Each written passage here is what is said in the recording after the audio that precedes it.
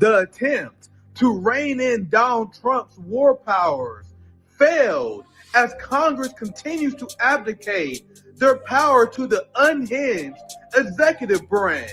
This is following Donald Trump's insane and blatant war crimes and piracy in the Caribbean, and now Congress is actively enabling it. Only 3 Republicans supported reining in Donald Trump's war powers, with 1 Democrat opposed and 4 abstaining, allowing it to fail. Isn't it funny how it's always just enough members of the opposition party to abstain to allow the war machine to do whatever it pleases? Don't get it twisted and fall for the theater and allow these party line votes to fool you. This is the uniparty supporting war against Venezuela. This is why Hakeem Jeffries and the Democrats voted with Republicans to massively expand the military budget. They voted to expand the military budget to prepare for war, despite the fact that the majority of the American people oppose expanding military budgets, including Republicans. That is exactly what our ruling class does. Despite the fact that the majority of the American people oppose war against Venezuela, that is exactly what we're about to do. Notice how the will of the American people is never reflected in American policy. Meanwhile, they have the nerve to call Nicolas Maduro a dictator.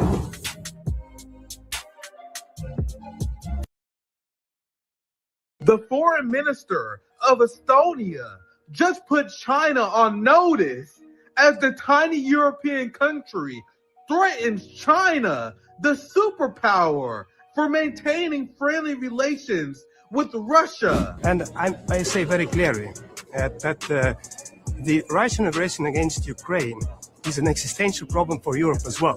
And we can discuss about the relations between European Union and China, but if the existential threat is there, and China is a main enabler for Russia to wage the war, so first of all, we need to deal with that. Who the fuck are you? Imagine being this delusional. Estonia is essentially a European village masquerading as a country. Meanwhile, they think they have the power and the standing to confront China? Of course they don't. They expect us to do it. All these European neocons are nothing more than barking chihuahuas who talk a big game because they know they are completely dependent on the United States and NATO for their defense. This also shows the lack of sovereignty of European states, because why the hostility toward China, who does nothing but sell you guys things? It's because these sellout European leaders are directly under the orders of the United States. Hostile relationships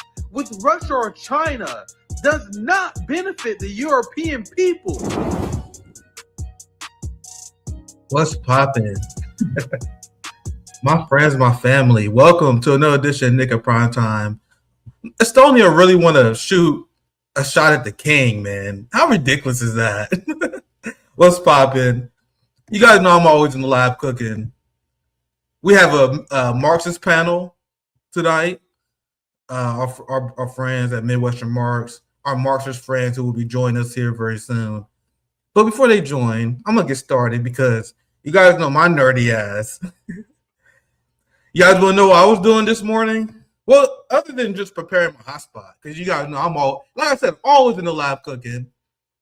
I spend like an hour or so doing research for hotspot, and I stumbled upon Putin's his yearly end of the year Q&A that he does.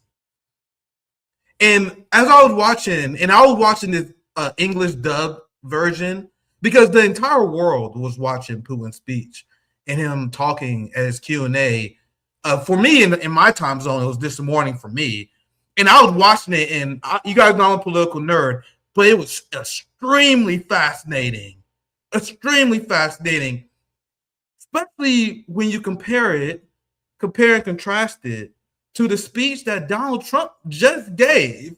We just covered it on our last marathon live stream I did on Wednesday. Make sure you guys check it out if you haven't. We had Camilla. We was breaking down Trump's insane foreign policy in Venezuela. Also, I was ranting and raving about how much I hate capitalism. You know how we do. 2.5 hour meltdown stream. Then, this man, Vladimir Putin, did a 4.5 hour live town hall, taking questions, responding, and discussing high-level geopolitics on the fly, completely and utterly dismantling the talking points of NATO and the West. That's why, like, if you're a political nerd like me, if you like geopolitics, I cannot emphasize enough, and I cannot stress enough, it is worth watching as much as you can. I found some clips for you guys, because obviously it's 4.5 hours. But compare Putin, and I'm going to show you guys Putin speaking here soon. Like, the way his demeanor, his intelligence, like the way he just able to educate the audience, the way he's very witty, very humorous. I don't know why it's zooming in a damn video. The difference between Vladimir Putin and not even just Trump, because I feel like that's a low-hanging fruit to even compare them, but any politician. Our politicians can't even speak without a teleprompter, my friends. That's why when they always panic whenever they have a teleprompter malfunction. Oh, I don't know what to say. I'm a puppet. I don't know. I'll have no unique thoughts. Like, bro, Trump had a meltdown. Remember at the NATO meeting or whatever? And he like, you guys are trying to sabotage me because you guys my teleprompter is melting down. Like, sir, you're the president of the United States. You can't talk. I do 2 and 3 hour live streams talking about complex geopolitical issues, talking about history, talking about theory, and I'm not the president of the United States. I'm not a sitting congressman. I'm not a senator, but I can talk about politics and history for hours and hours and hours. Meanwhile, these politicians, these puppets in the suit, these actors in the United States and the West, they can't even talk about their own policies without notes. They're not the one in charge. And before I show you guys this clip, I'm gonna show this headline. All the time we are told how evil Vladimir Putin is, but then every time I hear him speak, he comes across as more articulate, measured, and intellectually grounded than most Western leaders. And one thing you will notice from Vladimir Putin is, despite the West and their barbaric culture and their lack of diplomacy, despite everything that Europe has done to Putin and Russia, despite everything that they called him, Putin still is whispering of the dream of a unified global peace. He still calls them his European partners. Like, that shows the level of statesman we're dealing with here. These are our European partners, our brothers and sisters in Europe, and we are looking for peace and established relationship with them. And he, like, one of the reasons why I want people to watch the Q&A, obviously it's very long, is because Putin, like, utterly dismantles every single NATO talking point, and he does it brilliantly. So one of the biggest talking points you hear from the Chihuahuas in Estonia and all those Baltic states who sold out to NATO, what you hear from Europe, what you hear from Mark Rutte, what you hear from the entire NATO regime establishment, from the entirety of the NATO left, the entirety of the corporate media, because they cannot sell the idea that it is worth tanking global markets and facilitating mass death simply to have Ukraine into NATO.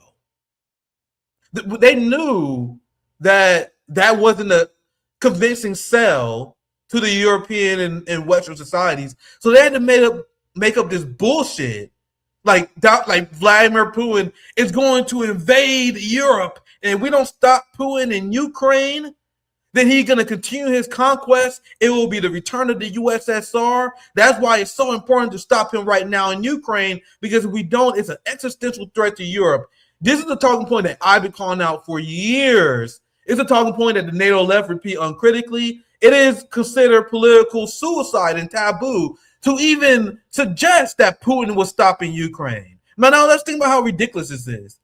Because on one end, they will say that Russia and Putin and Ukraine is worth fighting because we are weakening him and we are exposing Russia as a paper tiger. That's what the neocons who sell in conflict, they always say that Russia has been exposed as a paper tiger. If Russia is a paper tiger and the military was exposed as weak and ineffective as you guys claim it is, if you guys claim that Russia was embarrassed because they couldn't handle Ukraine on the battlefield, why would Russia engage in suicide by declaring war on the entirety of NATO, which includes the United States? Why would Russia risk Article 5 activating if they couldn't even defeat Ukraine according to Western neocon propaganda? It's absurd and it never makes sense at face value. But fam, that's the only thing they have in order to sell this war. Whenever you listen to Democrats, whenever you listen to any NATO war defender, they say, we have to support it because Putin won't stop. And then whenever someone said that, hey man, we just want a buffer zone between the West and Russia. Since you guys think Russia is so evil, doesn't it make sense to have a buffer zone? And that is what Russia wants as well. So Russia is not going to continue after the Ukraine war. If anyone in the West said that, they were labeled as a Putin puppet. They label everyone as a Russian puppet for even if you don't repeat this claim that Putin is he wants never ending war with Europe. But meanwhile, like this was weeks ago, and you guys know I watch corporate media like a hawk, like especially foreign policy. Like I skip obviously 95% of the corporate media segments I see, let alone all of them. But like out of all the corporate media stories, and that's how I'm able to filter through it. I'm not watching corporate media unless they covering foreign policy. That's why I do propaganda reports, because I'll watch like a CNN report on Ukraine to see how they're selling that. I'll watch MSNBC coverage on Gaza to see how the neocons are selling that. That's how I'm able to break down empire propaganda, because I know what they're going to say before they say it. I see what the think tankers are saying, especially as my new job as a citizen journalist, as an educator. It's my job to hear what the neocons say. You don't have to waste your time doing it. So I can come back and I can tell you guys talking points on how to dismantle it. One way you can dismantle every single talking point on every single MSNBC and CNN corporate media outlet, that whenever they talk about Ukraine, I am not bullshitting you guys. I'm telling you guys this because you haven't seen it. I have. Every single segment, they always paint the Ukraine war as existential, because if they don't stop Russia and Ukraine, then Russia eventually going to take over Europe. Every single segment says that without any pushback or criticism, even though that's an absurd proposition. But Putin has been saying this for weeks now. He want to put it in writing. Once again, what reason would Russia have to attack any European country if they were not pursuing war against Russia? If we are abandoning NATO expansionism, Russia has no reason to engage in war with Europe. In fact, they would be better off doing business with them. That's why I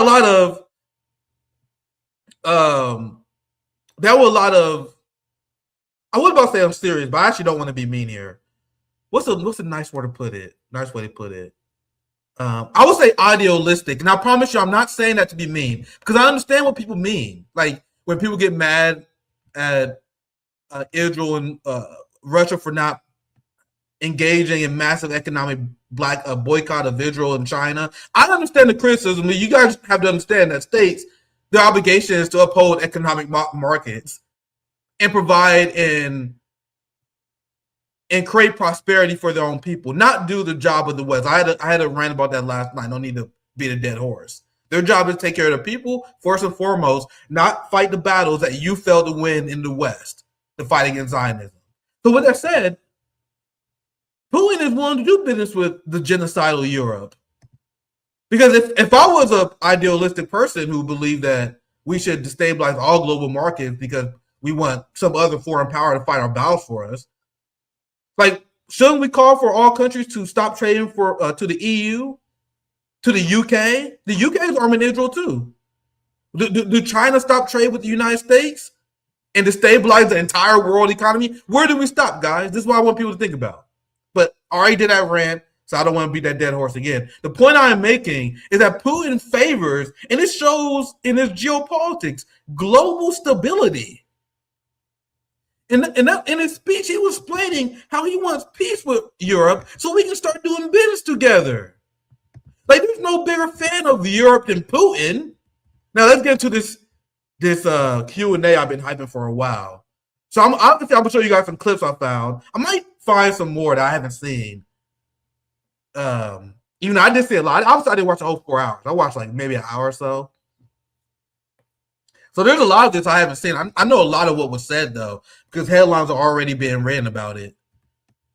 So here's Putin. If we was to join our efforts, he's talking to Europe. Russia and European countries, our joint GDP will be higher than the United States. So let's I think this is the English double. And if we were to join our efforts with European countries, Russia and European countries, our joint GDP would be higher than the United States. Of course, this is all theoretical, but it is quite obvious. The fact is quite obvious that unifying and complementing our abilities, we would thrive instead of fighting each other like you are doing. And Putin has 4.5 hours of him speaking here, and he do the Q&As. But you notice that the West never show him speaking to his audience. They always paint him as this completely unreasonable beast who just want to destroy the West. And that's why this Q&A is worth watching. This is why Western leaders are terrified of Putin and even showing him to their audience. Because when you hear Putin, it immediately discredits every single characterization you hear about him from the West. Because if you show Putin speaking with the English dub like this in the stream that I saw, you will hear Putin begging Western leaders, let's find peace, let's engage in trade, let's create prosperity for our people. He also explains how the Ukraine crisis got started in the first place. I'm gonna see. I wonder if I can find that clip because I saw him. That's one of the moments I saw live where he was like, "This started when NATO and the West helped Ukraine engage in the coup in 2014, and the Ukrainian government started shelling ethnic Russians in southeastern Ukraine.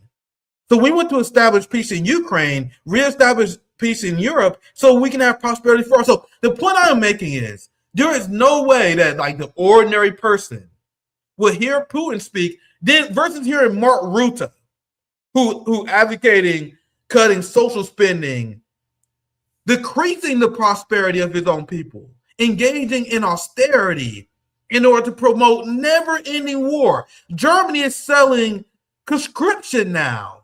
The UK, like, we need our young men to sign up to the military in order to fight for Russia. So compare the speeches where Putin is advocating for peace and prosperity. The West is advocating for conscription and never-ending war.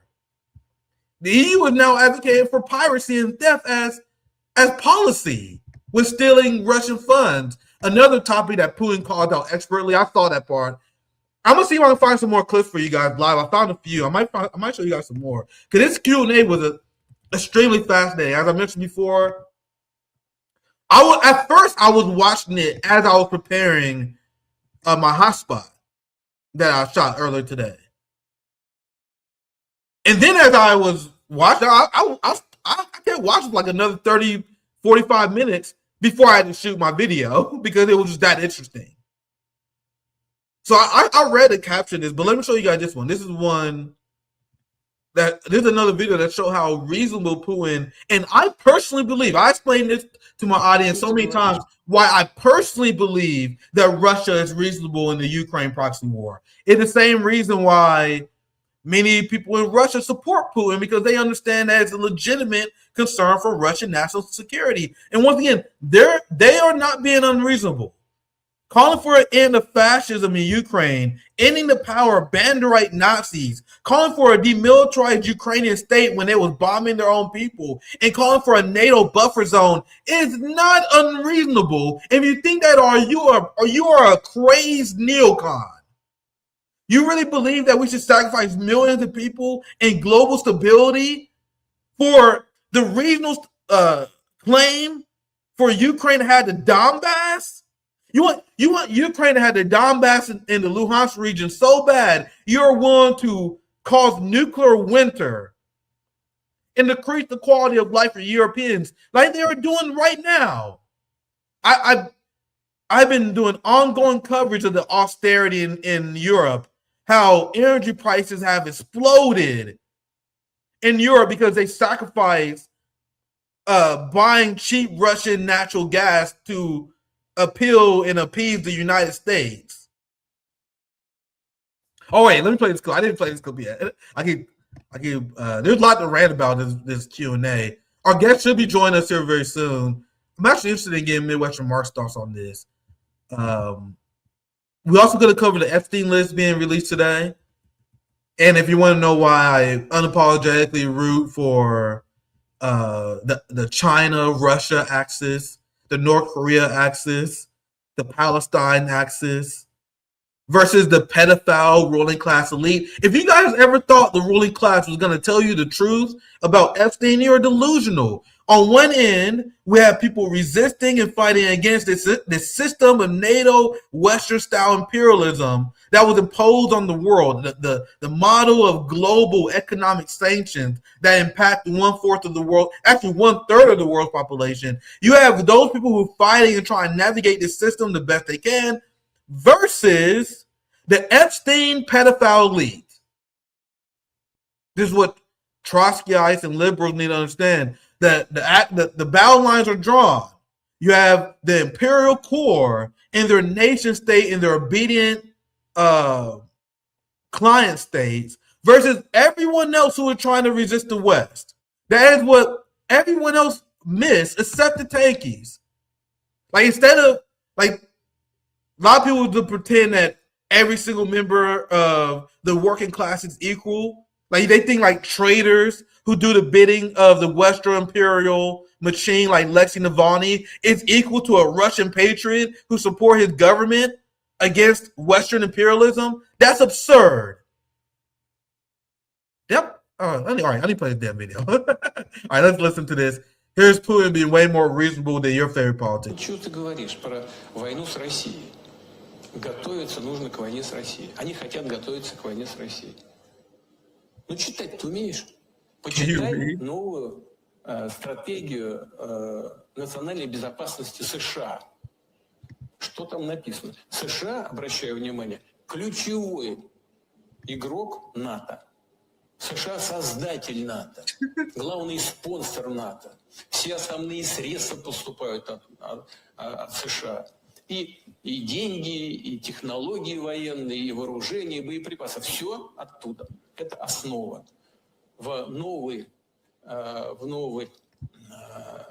стратегии безопасности, национальной безопасности НАТО Россия не указывается в качестве врага, в качестве цели, а генеральный секретарь НАТО готовится с нами к войне. Это что такое? What is this? Ну, читать. I love how you essentially said what my reaction was. What is that? Like, I've been covering in Hotspot and on my streams the insane comments coming from every single official in NATO, coming from Kaja Kallis, coming from Mark Rutte, coming from all these NATO people. And Putin is like, are you guys out of your fucking mind? You know what I would do to you? You know what we could do to you? You know what we would do to each other? So yeah, Putin is stunned. He's absolutely stunned. He's like, can you read? And this is why I have been fighting and covering this issue so much, while the Bernie Sanders media industrial complex been ignoring it because they side with NATO. Do you guys understand what the West is trying to plunge the world into? You know how much better the global working class will be If we had cooperation with Russia, China, Iran, North Korea, and all the enemies of the West, we don't benefit from these conflicts. The military-industrial complex, which pays our media and pays our politicians, they benefit from never-ending conflict, which is why they advocate for it. We don't benefit from it. Europeans don't benefit from it. Russians don't. Nobody does. We will benefit from massive global cooperation, but that is why capitalists are so dangerous, because they rather doom their own populace than ever have cooperation with anyone with a different central planning model than them, or anyone who they view as a regional rival. Which is why capitalism will always hold us back. It will prevent human development. It will lead to these wars that wipe out civilization after civilization, that leads to the death of working class people generation after generation. Let me actually finish this clip, because we're going to get to some Marxism later. We got a Marxist roundtable join. В качестве цели, а генеральный секретарь НАТО готовится с нами к войне. Это что такое? Ну, читать-то умеете? Как это вы НАТО нацеливаете на войну с Россией, если главная страна НАТО... And this is a devastating point. Врагом не считает. Это просто, не знаю, даже уровень профессиональной подготовки на этом месте является недостаточным. He's looking at you, Estonia. You know, the country the size of a European village, who's like, we need to check China. We need to check Russia. Like, them, you guys have a way out with Donald Trump. By saying, well, yeah, we want peace with Russia and Putin as well, but instead, European countries are actively, and there's another analysis to have as well, because I think the Trump administration is more than happy to work with them to create this smoke stream that they want peace, but they want to jeopardize peace. The European countries are there every step of the way to sabotage peace. Despite the fact that the United States and Trump made clear, like, hey, man, you know how much business opportunities we will have with Russia? We have people with Russia. European states are denying that. And this dynamic is how I know Trump is full of shit, because Trump is working with these people. Trump will draw up these fake peace plans, and then Europe, like, we need to have contribution to this peace plan. And then you have European leaders like Kaja Kallas, Mark Rutte, and NATO. They will say, well, we won't accept any peace deal unless Russia returns Crimea. They will say some shit they know have no chance of ever fucking happening. Crimea is Russian. They are Russian speaking. The military supports Russia. The people support Russia. And they will do this all the time. They will say, well, we will never support peace unless Ukraine join NATO. Bro, Kaja Kallas, Mark Rutte, you realize that the position of the Biden administration was not NATO membership for Ukraine, right? Even the Biden administration didn't support that. So why are you bringing that up when Donald Trump is president? Well, you know he wouldn't want that. It's because their job is to tank peace talks. And Putin and Russia, they're extremely confused about this. Like, you don't care about your people? Don't you see the quality of life dropping in your countries? Don't you see Germany being deindustrialized? Don't you see the massive energy crisis that you guys are causing because you're trying to wane yourself off of Russian energy? Are you guys crazy? This is the position of Putin.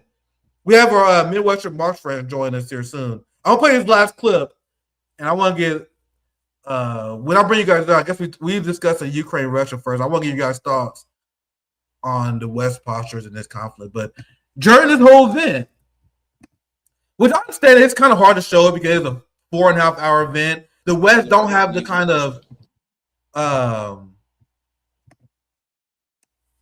attention span to ever cover something this substantive. But the entire Q&A was Putin just debunking and destroying Western narrative.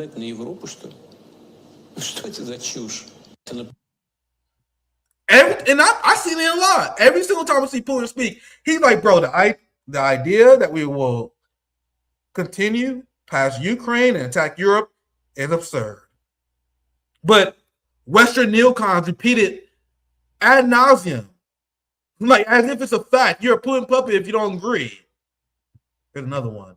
Врага. Вот Трамп создает образ врага, в данном случае из России, для того, чтобы прикрыть ошибки, которые системно совершались многими западными правительствами на протяжении ряда лет и в сфере экономики, и в сфере социальной политики. Врага. Вот. So Putin does this all the time. Another reason why they don't show Putin speaking, because every single time he gets a chance to speak, he explains that you know that the reason why your politicians keep trying to blame us for your problems is because they fail to have coherent fiscal and economic policy, which improves the lives of their people. So in order to deflect from that, they got to create a boogeyman. The evil Putin and the evil Russia is going after you. So let's cut your pension. Let's cut your healthcare fund like we did in the UK and Germany. And let's fund war against Russia, because your enemy is not our oligarchs who sold out their own people to the genocidal state of Israel, BlackRock, Palantir, among other things. You should be afraid of Putin. Be afraid of Russia. Despise them. And it works on the NATO left. It works on this. So let's throw our Marxist panel. Yeah, no, I got the homies from Midwestern Marx join us. You guys don't like to have Midwestern Marx on every once in a while. Talk to my Marxist friends, do our Marxist roundtables. We have Dr. Carlos Garrido from the ACP and from Midwestern Marx. You guys have my good friend Eddie Liger. You guys know Eddie blasting people with double legs nowadays. He blasting people with double legs, spreading and teaching the working class theory. It's great to have you on, man. We got to grapple one day. What's poppin', guys? How's it going, brother?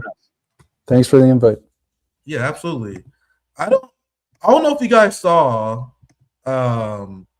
this Q&A with Putin or seen any clips. It was essentially a masterclass of Putin destroying the EU. Here's him destroying Zelensky. Like, he was cooking Zelensky for 4.5 hours.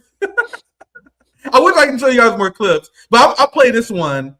And after I play the clip, I want you guys to respond to the European posture, because they plan on conscripting soldiers. They're trying to steal Russian funds. We're going to start based on the order in which you guys came. So we're going to start with Carlos first. But let's play this clip. Then I'll go to Eddie, and I want to get you guys' reaction to this and just the general state of the war in Ukraine. Following this, he is an actor, and he's a talented actor without any irony.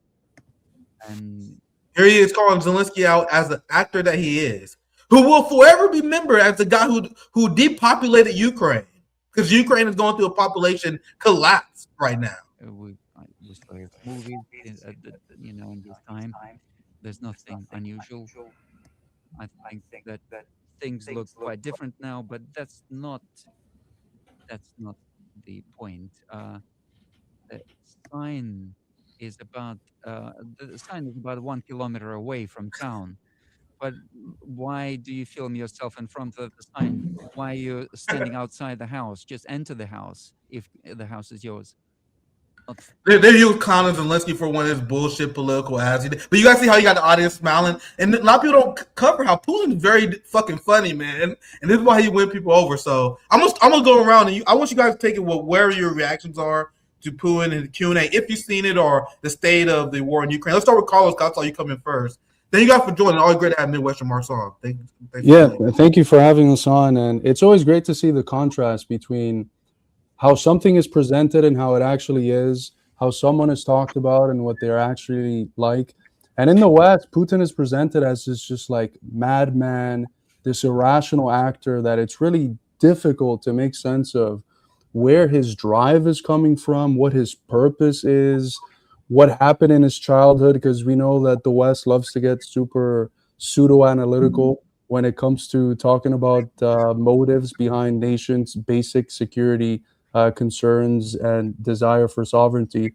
And he's presented as this crazy madman. And then you look at Putin, and it's like an extremely charismatic, very knowledgeable, very astute, and very frankly funny guy that actually has a good sense of humor, a very mature sense of humor. And the contrast is just beautiful to see. And I think that's, although Tucker in many ways is an asshole when it comes to a lot of things, that interview that he did with Putin showed a large part of the people in the West who Yeah. this guy is, how educated. Can you imagine someone like Trump debating Putin?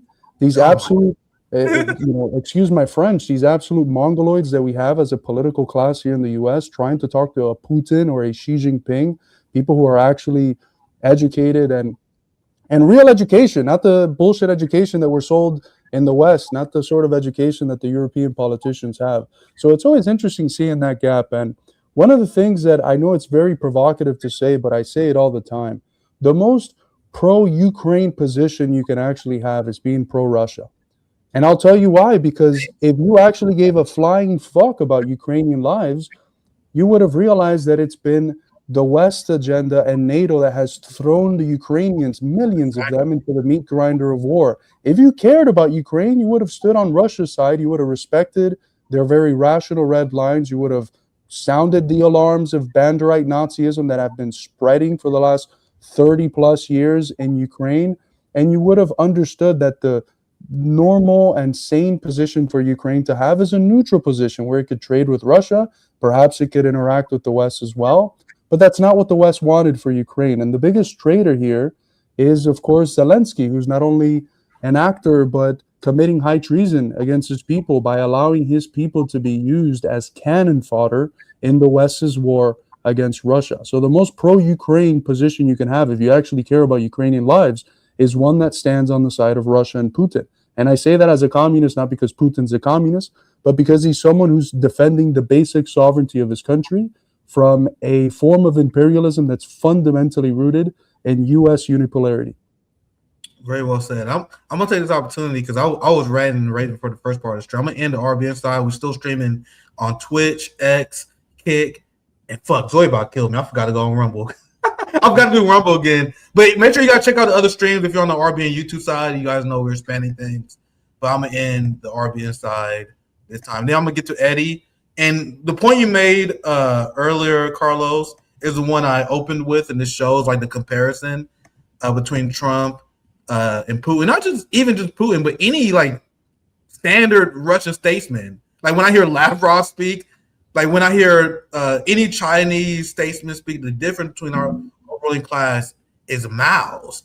Trump and them, they can't even speak for a few minutes without a teleprompter. They need a teleprompter to tell them what they say about their own policy. Meanwhile, Putin is having 4.5 hours conversations, taking questions about complex issues for longer than we do a damn show, which is extremely impressive. Eddie, I would love to get your thoughts. Any thoughts that you have? Anything you want to add? I appreciate you for joining tonight as well, Eddie. Absolutely. Yeah, it's I always had that thought when I was reading Xi Jinping's governance of China. Like, how amazing would it be to have a leader who could write a book systematically detailing their plan for your country? And we're so far from that in the U.S. But one thing I think that's interesting about Putin's speech there is that he calls Zelensky a good actor or a comedian, which is kind of a pattern that we've seen with U.S.-backed neoliberal leaders in East Europe, where they pick out like celebrities essentially, and they use them to depoliticize what's going on. So the quintessential example is Václav Havel, who was he Hungary or Austria? He was one of those two countries. He was this poet and playwright and this like creative guy. And in reality, as ruler, he was a neoliberal dictator. He was just like Zelensky, shuttered the opposition parties. He, suspended elections, I believe, so that he could stay in power, shuttered opposition media outlets, and then he handed over his own country's economy to Western shareholders.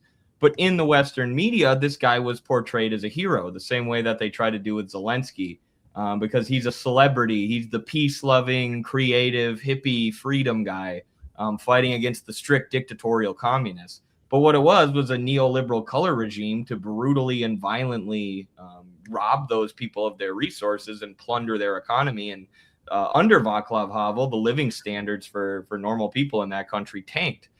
So we're seeing the same thing with Zelensky. Russia's big and bad and disciplined and authoritarian and mean. And Zelensky's the comedian. He's the cool guy, the good guy. And they depoliticize this conflict to get people to not understand that they're backing literal neo-Nazis.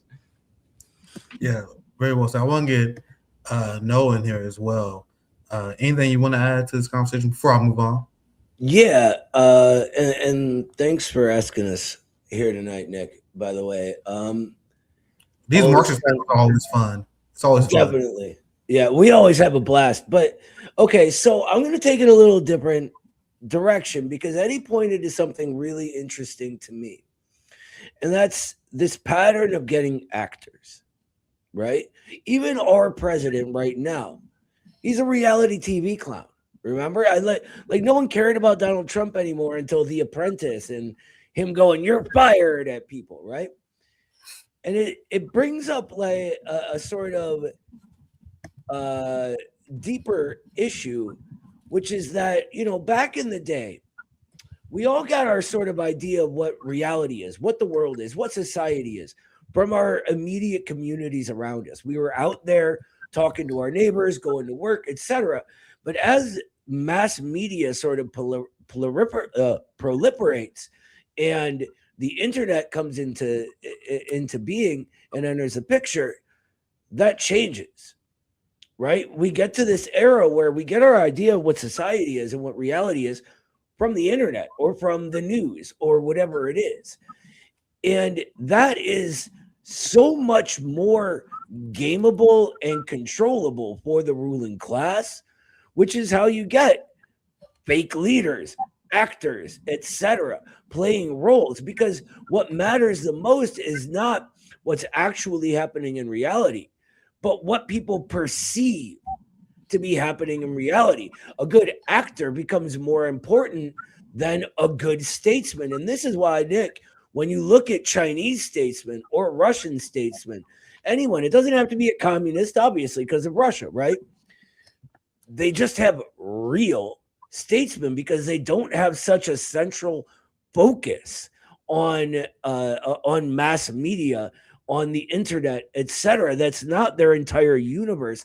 It's not the creation of social consciousness like it is in the capitalist West.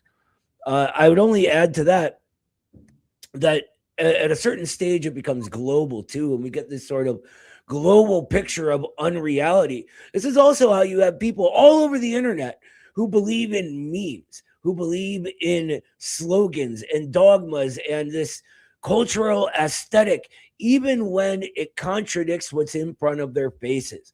You can give a guy every book by Grover Furr and he will still believe the memes from his libertarian Discord server over all the facts Furr presents him, because that unreality, that internet version of it is primary. It's what creates the way he interacts.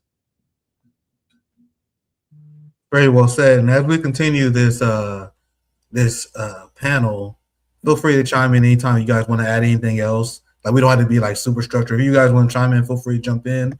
I want to cover this because I think that, and this shows how Putin and Russia, and I was talking about earlier about how not every member of the working class is the same. This is what Trotskyists get wrong all the time. We talk about this with Jody Brar.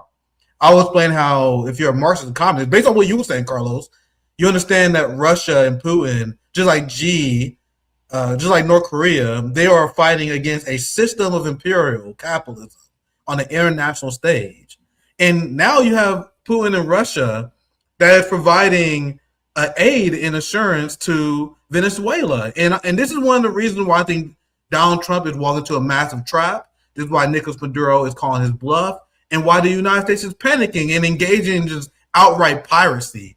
And what I found funny is, because I was reading this a little bit earlier today, it's kind of funny how they edited the title of this. I wonder if you can still see it on Google, because the original title of this article was how Venezuela could be the United States' Ukraine. And then they were making an argument that Russia is funding air defense systems and weapons to Venezuela that will help Venezuela the same way Ukraine was helped. And this is anecdotal. I think you can still see the original title on Google if you search this. They edited that title out, which is funny. Which they're like, Nick, shut the fuck up about that Ukraine nonsense. But here's the new title they went with. Moscow makes fatal mistake warning to U.S., which is a weird way to phrase it. So essentially, Moscow saying the United States made a fatal mistake. 7 ways that Russia can help Venezuela military, and they are actively doing so right now. Like you have they explain all these different weapons and defense systems they're sending. Also, the massive strategic oil deal that they had with Venezuela, and now you have Venezuela in the eve of Trump's military buildup that is showing off all the gifts that they received from Vladimir Putin in solidarity. So I want you guys to react to this, and not only this, but the oil blockade, the escalation against Venezuela by Trump. We can go the reverse order this time with Noah first, and then it can be more of an open panel. You guys can chime in out, however. But look at this. This shows how Comrade Putin is standing up against U.S. imperialism and being a homie. Look, a senior Russian lawmaker says Moscow just delivered new air systems to Venezuela, and that's why you see the Venezuelan military. These are our friends. I'm gonna mute it, but it's showing off the military hardware that Russia and their comrades are sending, because the global majority is rallying behind Venezuela. So good luck getting through the defenses now after what Russia did. So let's go back to the panel. I just had to present that first. Noah, anything you want? I'll start with you first, and then we can go around the panel. Any thoughts that you guys have, Noah? Yeah, I mean, let's back it up even a little bit, because it looks like there's going to be military conflict no matter what at the moment, which is a tragedy. And it's a tragedy because our ruling class needs to expand its investment portfolio. This is what makes the entire world go round right now, is the expansion of the investment portfolio of supranational financial institutions, like the BlackRock, Fidelity, things like that, right? Now, what I found interesting was when Maria, what's her last name? Corina Machado. Yeah. When she first started talking about like, oh, I want you guys to come invade my country. That's a great idea. What she interestingly talked about was the investment opportunities if the U.S. would murder a bunch of her countrymen for her, right? She said it was over $1 trillion investment opportunity, basically saying, don't worry, Venezuela won't own Venezuelan land or infrastructure or resources anymore. These supranational financial cartels, you guys can own it instead. You guys can have Venezuela. And that's tempting to these guys, And so I always, whenever we talk about strategy and tactics and what's actually happening on the ground, we have to always bring it back to that moment and why it's happening in the first place. It's because these disgusting fucking parasites can't leave well enough alone. They have billions, more than we could ever even think of. We can't even, our brains can't picture the amount in their accounts. And because of the logic of capital, the way the system works, they still need to keep accumulating. And so they set their sights on Venezuela and on Argentina. Look what they're doing with that, right? With the bailouts, which is really funneling money through the Argentinian treasury and into the coffers of BlackRock and Fidelity and Vanguard and all of those type of entities. So when I see, people talking about inter-imperialist rivalry in regards to Russia or whatever, when Russia is giving Venezuela the means to fight for its independence and its sovereignty against a bunch of soft-handed parasites. Yes, sir. I just don't, it blows my mind, right? And it's what I was talking about earlier. These people can't understand the real world. And that used to not bother me, but these days, because these crises are escalating so quickly, it fucking bothers me. And I apologize for swearing, but I don't know what kind of fucking retard you gotta be to not see exactly what's going on here, to delude yourself into thinking Russia is somehow some imperial power when they're giving them the means to defend themselves. When this escalates, and it will, it's going to be a lot worse than Vietnam, and it may even kick off insulated crises in America. And I'm sorry for rambling. Someone else. I trust you. I get it, man. You have dummies in the NATO left and many Trotskyists that call Russia an imperial force for fighting against NATO. Like, you're fighting against NATO. They're like, look at Russian imperialism fighting NATO. Like, bro, please read a book. Please read a book. Any book would do. Please read it. Eddie, I was putting up some headlines. I was trying to find some more new stuff, but it's essentially the Trump administration still not ruling out war with Venezuela. Trump is looking pretty pussy right now, man. I said on a stream with Jamal Jamal, how I don't think Tucker Carlson was lying when he said that Trump was planning on announcing war against Venezuela. Like, you guys know, I'm always looking for a reason to bash Tucker Carlson. I'm not saying that to defend you. I'm always looking for a reason to bash him, but I don't think he would purposely ruin his credibility like that. I think he legitimately has sources that told him this, and maybe as a fuck you to Tucker Carlson because Trump hate him, maybe because they realize that the war with Venezuela is massively unpopular, and this speech is designed to improve his image, that they backed out of it. That's what I think. I think they're pussying out. I think they're realizing that this is the disaster I've been selling it as for Western imperialism. Then it is, because I analyze things multiple ways. Like, from my politics and even from U.S. imperialism perspective, this is an absurd move to make. But I'll pass to Noah and Carlos. Anything you guys have to add?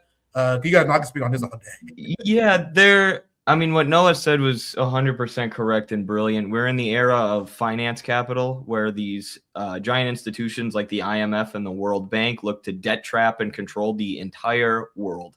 And any country that doesn't allow themselves to be debt trapped will be subjected to sanctions, to wars, to all of the different tools at imperialism's disposal. And of course, Russia, Iran, some of these countries who aren't explicitly socialist are resisting that system, doing more financing with China, building alternative trade routes outside of the ones that are dominated and gravitate around the IMF and World Bank. So in practice, they're fighting imperialism, of course. I mean, who do these leftists think gave the guns to the revolutionaries in Burkina Faso, Niger, and Mali?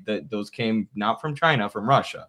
And that is a positive thing, that they would be giving guns to revolutionaries. But in addition to what Noah said, I also think in this era of finance capital, the U.S. has become deindustrialized, which is what happens anytime the IMF and the World Bank plunder a country, especially the former socialist countries in East Europe. Their industry plummeted, their industrial output and their ability to actually manufacture shit plummeted, which of course is what China is now leading the world in. And with the sanctions and the economic warfare against Russia, Europe is having a cost of living crisis because they don't have access to energy. So the U.S. is looking at Venezuela, this socialist country that's sitting on an ocean of oil reserves, and they're like, oh, we need that. We don't want to actually produce our own energy here in America and create jobs for the American people. We need to go to Venezuela and steal theirs and allow oil oligarchs to take their oil. And, if the U.S. is going to fight some kind of war against Russia and China, they're going to need oil. They're going to need energy. And taking Venezuela in their eyes is the easiest path to do that. But like Nick is saying, I think they're kind of hitting a wall. Like, you see the propaganda that they're using to justify it is changing over and over again. And I think that's a sign that it's not working. First it was narco trafficking. Now it's Venezuela stole their own land and their own oil from the United States. And I don't know that the U.S. can really fight a war right now. I mean, the axis of resistance, like, some of us were a little bit too gung-ho on thinking they would destroy Israel and the U.S., but like, think about who did a lot of that fighting against Hezbollah and stuff. It was Israel. And, the Israelis are always saying we've been under attack for however many years. And that's because they did a genocide in the Middle East and stole all their land and created a fake country. But it is true that they've been fighting, their military has been fighting against Arab armies and Arab militias for years. When is the last war that the U.S. fought? What's the last war that we actually had boots on the ground? Iraq, which is the most deeply unpopular shit in our country's history that everyone knows is a disaster. I have a buddy who's in the military who's stationed outside Venezuela right now. He doesn't want to fucking fight. He's not motivated to go kill Venezuelans. You know who are motivated? The Venezuelans who are fighting for their land and for their families and for their children. So this is a trap for the U.S. Absolutely.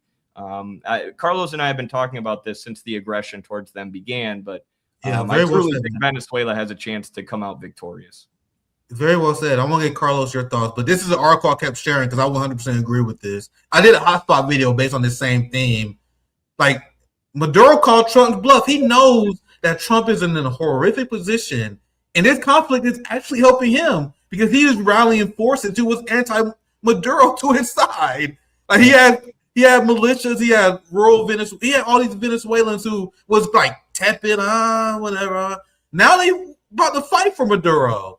You have the global majority, as I already shared, on his side. While compare that to the United States, who is losing allies over this, where you have the UK, you have France, and I believe Germany as well announced that they're not going to do any intelligence sharing with the United States over Venezuela. So compare the two. Maduro gaining allies, Trump being destroyed domestically, politically, while losing allies on the international stage. You guys see how I wasn't just joshing when I think Maduro has him in the checkpoint, and he knows it. That's why he's not taking Trump's offer for him to step down, and that's why he called Trump's bluff. I don't know if Trump thought Maduro would panic, but his strategy failed. But Carlos, any thoughts? Well, he's calling his bluff concretely because right now, one of the things that we saw in the aftermath of what is frankly one of the most ridiculous tweets I have ever seen in my 27 years of life, which is Trump's tweet where he officially announced that the land and the oil and the resources under Venezuelans' feet were actually American, were actually U.S. Oil that got stolen by the Venezuelans. I haven't seen this sort of discourse as a student of history since the campaign of all-out war that was waged against Cuba in the aftermath of 1957, because Cuba, of course, was forced to nationalize a lot of those companies that were American in character. And the U.S.'s defense at the time, before the Bay of Pigs invasion, besides the discourse about the Soviet Union and the general Cold War, was that they stole our resources.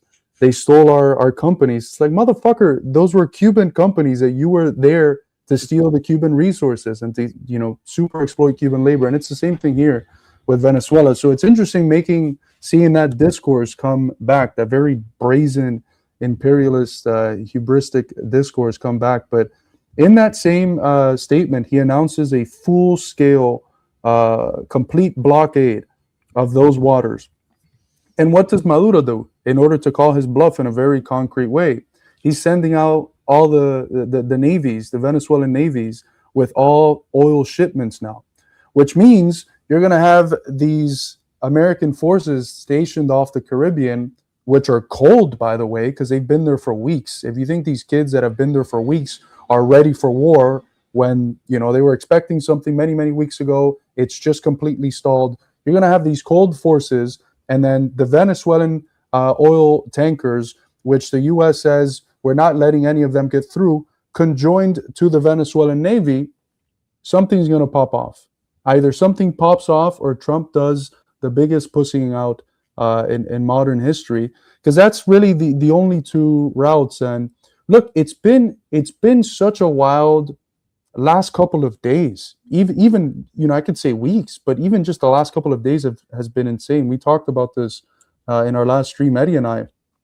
I saw George Galloway in his intro monologue a few days ago. He was like, I'm the only person in the world who doesn't think Trump is going to actually invade. The day after, he's like, I think I was wrong. I think he might actually invade. And now I guess the day after, he has to say, I think I was right and wrong. He might not invade. It's like, what the fuck? You give a crack at a coin, tell him to flip it. He might be as right. His probabilities are, the same ones we have, because the information coming out is so contradictory. And Eddie made this great point when we were talking about it in our recent program. It's not just our fault. It's not just that we don't know certain things and we're not in the know. I don't think they're in the know of what the fuck they're doing. I don't think they know what their next move is. I think they're dealing with all this confusion and with all this contradictory shit and with this paradoxical situation in the same way that we are. And Trump right now is probably thinking, how the fuck do I get out of this pickle? How the fuck do I get out of this pickle? Because I either look like a pussy or I'm George Bush the third. And those are the two options ahead of Trump right now. This is why I love when a Republican is in charge. they're the incompetent managers of the empire. Like they do dumb shit like George W. Bush and Donald Trump. Meanwhile, like Joe Biden, he's able to pull off a genocide. Like he able to start a NATO proxy war. Like Joe Biden and liberals, they look at Donald Trump like, you fucking amateur. Like you're not even able to do successful imperialism. And that's why they hate Donald Trump being in charge, because let's go back to your earlier point, Carlos, about Donald Trump just saying the naked truth about imperialism. Like this is like old school, like decades old, like back when they just used to tell the truth, like, yeah, them fucking savages, that gold is mine, like decades ago. Now they just don't tell the truth like that. Like they'll, oh no, we gotta get Venezuela for human rights. We gotta stand up for democracy. That's why we're in Africa. That's what the more effective managers of the regime learn to do. That's the Democrats. So we understand that the regime's not going to change their strategy. The only difference is Kamala got office, they will drew up a more effective plan to take out the Venezuelan government. Remember, I covered how Biden doubled down on all the hardline stances on Venezuela from the Trump regime. So it's not like Democrats are soft on them. And that also shows how Democrats are complicit. And this is the rotating villain. I'm going to show this. I want to get a panel back in there. I still got a lot to share. Let me know how you guys are doing on time tonight. I'm definitely not going to get through everything.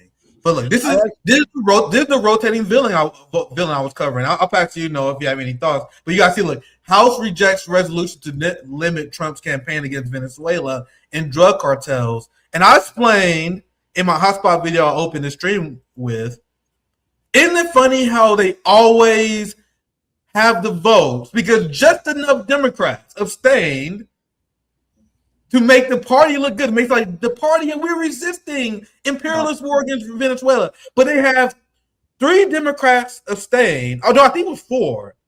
One who opposed it altogether, and that allowed this resolution to limit Trump's war power to barely pass. And now with corporate media being dipshits like you expect them to be, they're like, well, don't you know Democrats try to stop war in Venezuela? Fuck you. We're not falling for this no more. It's the convenient rotating villain. So would Democrats do exactly what Trump is doing? No one sanely will argue that any president be exactly the same. But they will have the same foreign policy agenda. And I think Democrats would have cooked up a better strategy than this amateur shit we're seeing from Donald Trump. So Noah, I think you want to chime in. If not, I open the panel for any thoughts before I move on. I do. First, unfortunately, I'm going to have a hard out around 8:30. My mom is on. Yeah, it's all good. It's all good. Don't worry, home, and there's a nurse coming. I got to be there. But it's all good. I want to talk about the carefully choreographed stage show of this boat. I don't think there's anyone with a brain these days that sees the Democrats and Republicans as separate entities. They're not, right? They just play, like you were saying, rotating villain roles, right? Yep. And Pete Hegseth is a really interesting villain in that sort of cast of characters, who, talks about getting tough on the military and blah, blah. We look like a bunch of pansies out there, guys. And also then goes to talk about international law and upholding freedom and democracy while committing war crimes. Like, I don't think too much time has passed for even the dumbest among us to have forgotten the oil tanker he destroyed. He gave the order to destroy and murder people at. Not only was that a war crime, but then when people are swimming around in the water trying to survive afterwards, he orders them to murder those people. Now, Judge Napolitano, I believe his name is, went into the legality of this, and I was listening to it the other day. Both of those are war crimes, and in the past, it is very possible he would have been brought to a court-martial and hung for that right there. Wow! But that doesn't even occur to people these days, and that's what is really my focus here. What has changed between then and now? Right? Why is it that now he can have half the country or a third of the country or wherever it is believing every stupid fucking word he says. Why is that? Where does that come from? Yeah, it's a good question. I think it's partially just the Americans are like desensitized to empire, and they've really like think how far we've come from 1776. And not all Americans, a lot of them do have that like populist anti-establishment consciousness, but the ones who are buying into this Venezuela war propaganda, it is infuriating. Like I can hear the anger and know his voice, and I feel a similar way, because it's like, you guys were railing against war and fighting Israel's wars for the last 4 years when Biden was in office, and now your guys doing the same thing and you're all on board. But I wanted to comment a little bit about I think rotating villains is perfect. The way I've been saying it is that they take turns being the controlled opposition. They take turns pretending to be the anti-war party. Eddie, look at this. Come on, man. Who believes this? Look, you got the just enough. Get the fuck out of here. But please continue, Eddie. But you guys see this nonsense? Just enough so there will be enough nays to vote down the war power resolution. Get the fuck out of here. But please continue, Eddie. I just want to show you guys that. It's ridiculous. I mean, it's at the point where we barely even have to explain it. Like, everyone in our audience sees that, and they know that it's bullshit just on the face. But there's I was talking about this on the stream the other day. There's a book that was written by Samantha Power, who was the woman in the Obama administration who, alongside Hillary Clinton, pushed for the war in Libya. And she wrote a book. She was also Biden's director of USAID, which, so this lady's like arch imperialist.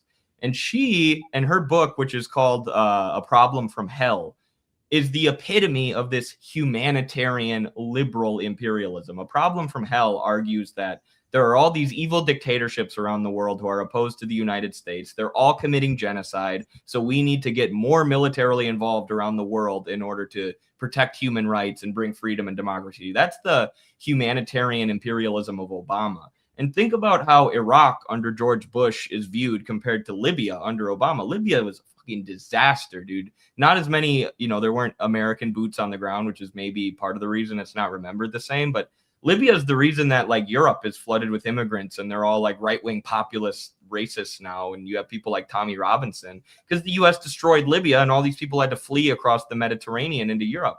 And that's not even remembered. We think Obama's biggest scandal was when he had a tan suit. So these Republicans really are like the brazen face of imperialism. They're like these bumbling idiots who rip off the mask. And that's what we're seeing with Trump. Trump is one step away from breaking out the European race science and just being like, we are the civilized nations and we need to, go to these savage countries. It's like going back in time. So I think it's a sign of the decay of empire, though. I don't think it can last much longer. Yeah, when I tell you guys I prefer a Republican, not because they're less evil, it's because they're way more bumbling. They're idiots. And another reason, which is undeniable, is look at all the liberals who are tweeting about Gaza and Palestine now who didn't give a fuck about it under Biden. Look at all the liberals who now are saying care about it stopping United States intervention. They didn't give a damn about what Biden was doing in Venezuela, how he was starving the Venezuelans with his sanctions. As you had militias that was formed and sponsored by the CIA that was attacking and killing Venezuela. They didn't give a fuck about none of that during the Democrat reign, because Maduro, when he was asked about it during last term, he was like, what's the difference between the Biden administration and Trump? He said, it's the exact same thing, the exact same pressure, the exact same sanctions. But with the Republican, at least we have liberals on our side. You guys see what I'm saying? Because for me, I don't engage in lesser to evilism, but at least the liberal's going to protest. At least the liberal going to care about whenever something like they're only immigration activists when a Republican in charge, for example. I covered on my channel, it was an ongoing series. It would be like my lowest viewed videos I do because no one gave a shit. I would cover how there was like hunger strikes at ICE detention centers. Mm-hmm. ICE detention centers under Biden, yes, there was raids under Biden. There was ICE detention centers, and there was being neglected medical care. They were being sexually assaulted by ICE under Biden, and the Biden administration buried it. And because they buried these stories, there was ICE detainees that went on hunger strike under Biden. What Bernie Media Industrial Complex channel was covering that? What liberal was talking about how evil ICE was under Biden? It's this dynamic that makes Democrats the most effective evil. They will get more shit done. But Carlos, I'll pass to you. Anything else you want to add? Yeah, Glenn Ford really cooked with that. That's a great statement from the late Glenn Ford of Black Agenda Report. The Democrats are the more effective evil. They make the evil that they do harder to see, and they're better at carrying it out than the brazenness of the Republicans. Which, you know, it might. Eddie made a comment about maybe getting to race science. I don't know if you've seen some of these Republican influencers and prospective Congress people. The level of just explicit racism in the shit that they're saying is so disgusting. Eddie did a video of this lady that was reacting to a congressperson in Minneapolis that was eating Somali food, and it was just so stupid. It was like a very explicit, on the face racism that was so retarded. But I think when it comes to Venezuela, there's a real generational divide that I don't think it's talked about. 70% of the population is against it. What percentage of that 30% are boomers that do nothing but sit in front of a TV and watch Fox News? Exactly. I think the vast majority of them. I think most young people across the political spectrum don't give a fuck about invading Venezuela. They don't want to invade Venezuela. They're actively against it. I even think perhaps the cutting edge of trying to convince young people to be in favor of invading Venezuela is someone like Nick Fuentes, who's the only major political figure with any pull with young people, saying that that we stand to benefit from the invasion of Venezuela, which is completely contrary to the fake dissident discourse that he proclaims with the other side of his mouth. So I think that what's interesting about our time is that we live in the cynical age where most young people that are not just glued on Fox News watching, these people just lie. Most young people are, to greater or lesser extents, in the know. They know that we have a ruling elite that doesn't represent us, that represents the rich. They know that everything that's done in terms of foreign policy is to represent that interest, that all of the narratives that are given to us about narco drug traffickers and bombs and terrorists and all this other shit, that they know all of that is bullshit.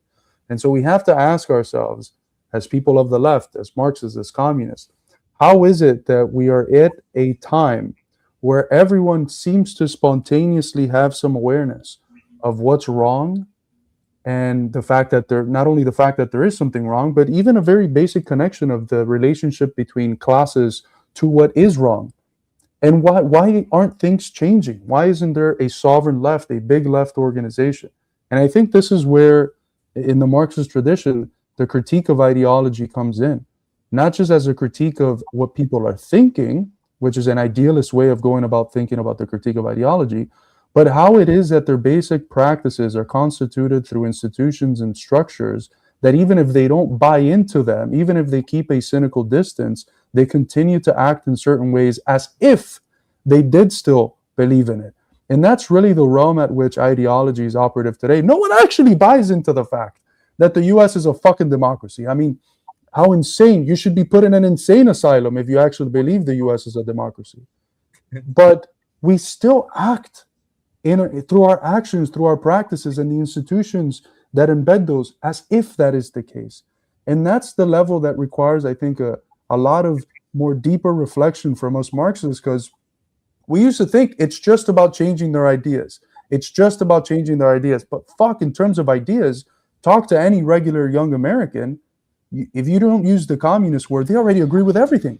So it's not just about ideas. It's about their fucking practices and the institutions that structure those. And this is why it's so essential to build alternative networks of socialization, alternative organizations. This is what building counter-hegemony really means. It doesn't just mean changing ideas. It means creating an alternative body, dual power, these institutions that create a new nexus for people to socialize with each other and to engage in practices that are alternative to the dominant ones.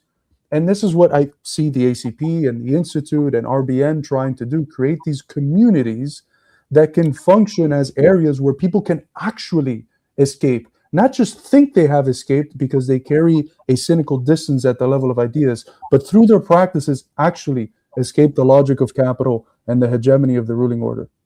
That was such a brilliant point. I got so many things I want to add to this because can I add something real quick, Nick? Yeah, sure. Go ahead. I want to maybe leave it a little more open. I apologize for interrupting. I think we also need to not just build these dual powers, but recognize that we're in an entirely new era. The entire way we are socialized has changed, like I was talking about earlier. So we need to focus our concrete actions on more than slogans, on more than hollow words, on creating something real. That there's a sort of, it's not an axiom, but the sort of a rule of thumb in dialectical logic that the universal rises out of the particular, right? And the particular is the universal. But we have to sort of become, you start as a particular and then become universal, right? One single thing becomes how it's done. That, you know, the first spinning jenny and steam engine were built somewhere, and then they took over. The first monopoly finance cartel, the Morgan Rockefeller block, became so dominant that became how society reproduced itself. On the level of socialization, we need to be able to do that. Become the subjective element in the subject-object relationship on how society develops. Yeah, now you guys are cooking. What I was about to mention a little bit earlier is I love the point that you made, Carlos, about how the left has failed to capture this moment where the American people are ready for, like, for example, they're ready for a third party. They're ready for revolutionary change. The vast majority of them support our ideas. And that's why the social democrat DSA left annoyed the shit out of me, because you talk to them, they always say the word, we got to raise awareness. And I don't give a fuck what anyone said. I don't know if you guys can agree with me when I say this. I think we should ban the word Overton window for American leftists. I don't want to hear you guys say the word. Stop saying Overton window. No, God, we can't challenge the King Jeffries right now. We got to shift to Overton window. Shut the fuck up about the goddamn Overton window. You guys feel like we've been raising awareness my entire life, and we already have the American people on our side. This is why I love the point you made, Carlos. Like the majority of the American people supported Medicare for all, and that has been a fact for over 10 years. Mm-hmm. What does the Bernie Sanders left have to show for that fact? Why is the United States left failing to mobilize it? And that's why your point you made was so poignant. Your follow-up, Noah, was great. And this is what I've been brainstorming. That's why I've been reaching out to, like, many different factions on the left who I agree with many things, like imperialism, fighting capitalism. That's why I wanted to talk to Midwestern Marx, ACP. That's why I'm supportive of Shama Sawan, even though we don't line 100% on everything, but I support her independent campaign. I reached out to many people in the Green Party I agree with. I'm trying to figure out how we build something. I'm working with the Fred Hampton family, the Black Panthers in Chicago, doing mutual aid events with them. I'm trying to figure out how we're going to actually build something. Meanwhile, the Social Democrats are worried about, we got to shift the Overton window. We got to raise up.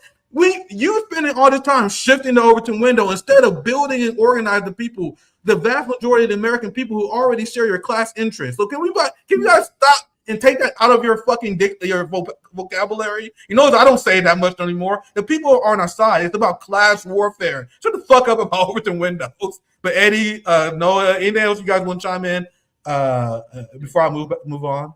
No, it's such a good point. I mean, I railed about this in the past with Kyle Kalinske. He's still talking about the Overton window, and it's like, bro, I was a fan of yours 8 years ago, and you were saying the same shit. Where's the Overton window at? What has this gotten us? And there's like, because I think it's just the way that things are, and it's the status quo. There's like an obsession with elections, and anything that's not an election or a campaign is considered unrealistic, and they mock you and look down their noses at you like, oh, you think we're going to do anything outside of the two-party system? It's like, what the fuck have you actually done from within the two-party system? What results have you garnered to prove that your strategy of running within the Democratic Party does anything? So I agree. Overton window needs to be abolished. Yeah, that's why I love having you guys on. It's always very thought-provoking conversations when I have these Marxist panels on. Can I go ahead, no, feel free. There's an open conversation. Feel free to chime in if you want to. Go ahead, I think we need to, along with banning the term Overton window, in fact, If anyone uses that term in regards to my social media, I'm blocking you. You're done. You can't see what I post anymore. But I think we need to stop, not just stop appealing to liberals, but stop apologizing to them. Stop acting like we need to kowtow to what they think is proper. What they think is proper has gotten us here, with 68% of Americans working paycheck to paycheck, with the vast majority of us swimming in debt, with war after war after war, crisis after crisis, and most likely, let's be real, a civil war on the horizon that right now, as we speak, we will lose. So if you can't get serious, I have no time for you. If you need to kowtow to liberal feelings and you're going to get mad at me over using the word retard or something, then you are not useful to the cause of the working class, right? It's time to stop babying around and get real. Absolutely. That's all there is to it. Build something actually concrete. I'm trying my best, guys. Nick, you're building, you're doing it now. Yeah, I'm blaming you, Nick. This is all. I hear you. I'm just responding to this comment more than anything. I'm always brainstorming what I could do in this moment. I'm in this very weird stage where I'm kind of an educator in this space. I take that role very seriously. I'm still focused on inspiring people to engage in mutual aid. That's why I'm still working with the Hampton family.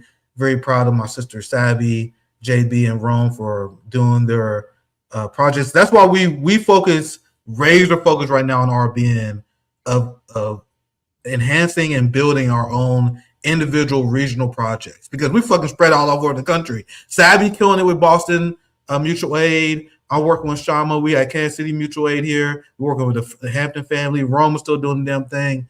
I'm trying our best. I think everyone need to try, and I'm not a liberal. I think we need to take personal responsibility for our destiny. For that's why I'm gonna be in this fight whether we win or lose, because that's me. Whether we win or lose, that's me taking personal responsibility for our destiny and rejecting nihilism. Like, I will never give up, no matter how bleak it looks, because what else is there other than revolutionary struggle? That's what it is ingrained in our DNA. And if you don't have it as a man, I'm sorry to say, you're a beta male. It's ingrained in our DNA to improve society, to leave things off better for the next generation than it was before. We have many people in the boomers and many other generations who abdicated that responsibility. But it's upon us. It's almost spiritual. I must leave this shit off better than it was before. That's why we will never get into nihilism. That's why we will always work within the best of our abilities. That if you like busy working and you balling, you doing good, you need to be a class trader. Help fund these organizations and movements that we were talking about. Find what your role is and get to it, fam. But I still want to cover the Epstein segment. I know Noah has to go here soon. I have one more quick that I'm gonna add to the Venezuelan segment before I get to Epstein. I'll let you go before I get to the Epstein segment, Noah.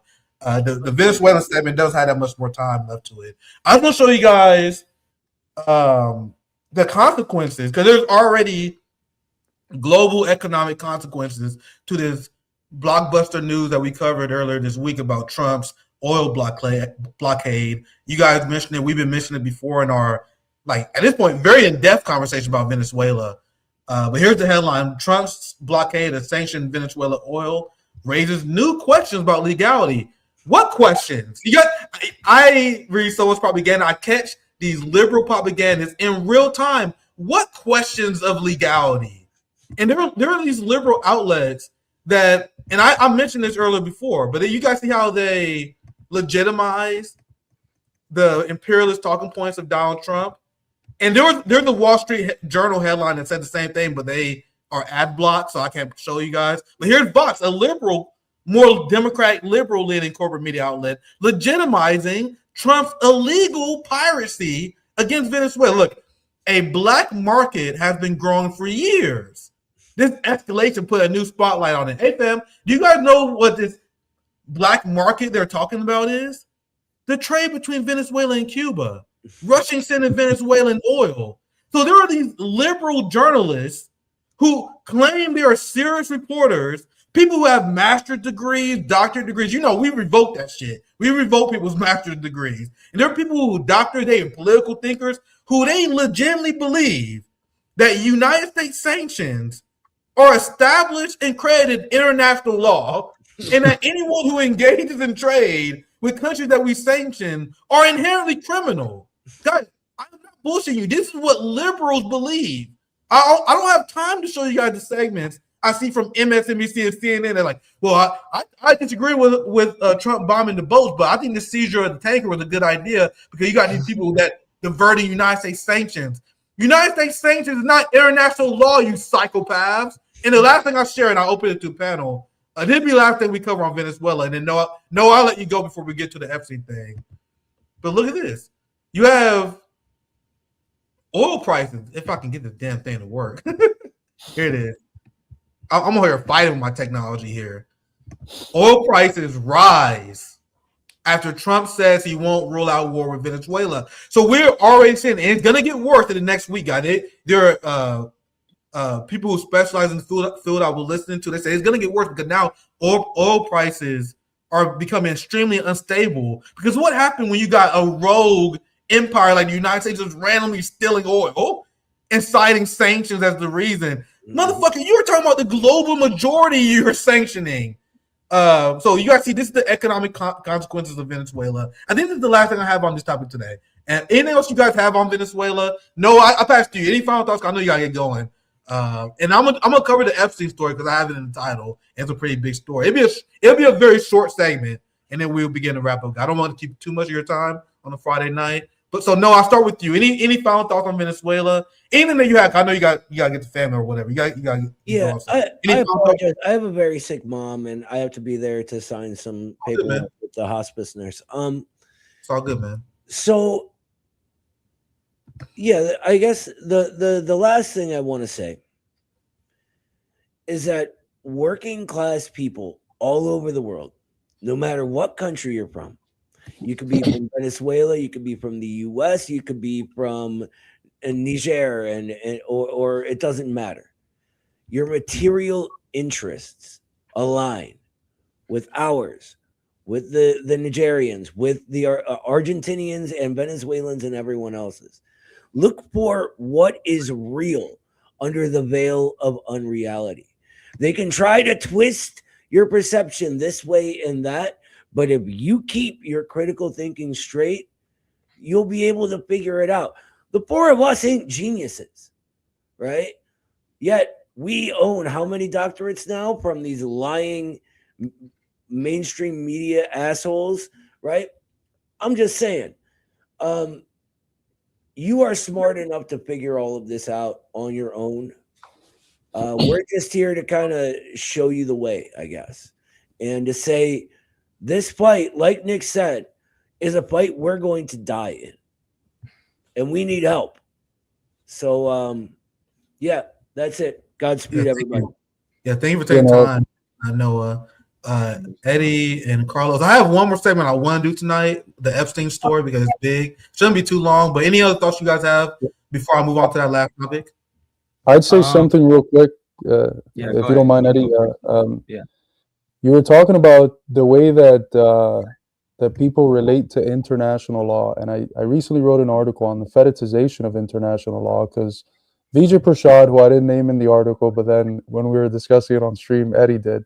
He put out a tweet where he was like, "The U.S., you're violating so-and-so charter of international law. You are on notice." Motherfucker, from who? Who's gonna do shit? What the fuck is international law and its institutions? What the fuck has the UN?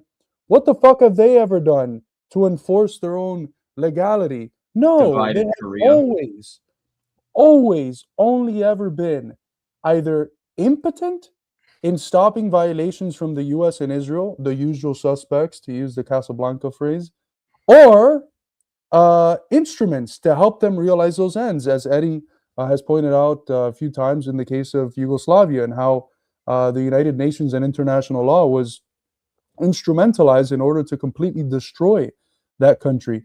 What these people, the way they relate to international law, it's like, it's so ridiculous. A lot of them call themselves Marxists, like VJ. They call themselves Marxists, They understand the relationship of political economy, the economic base to the ideological, juridical superstructure.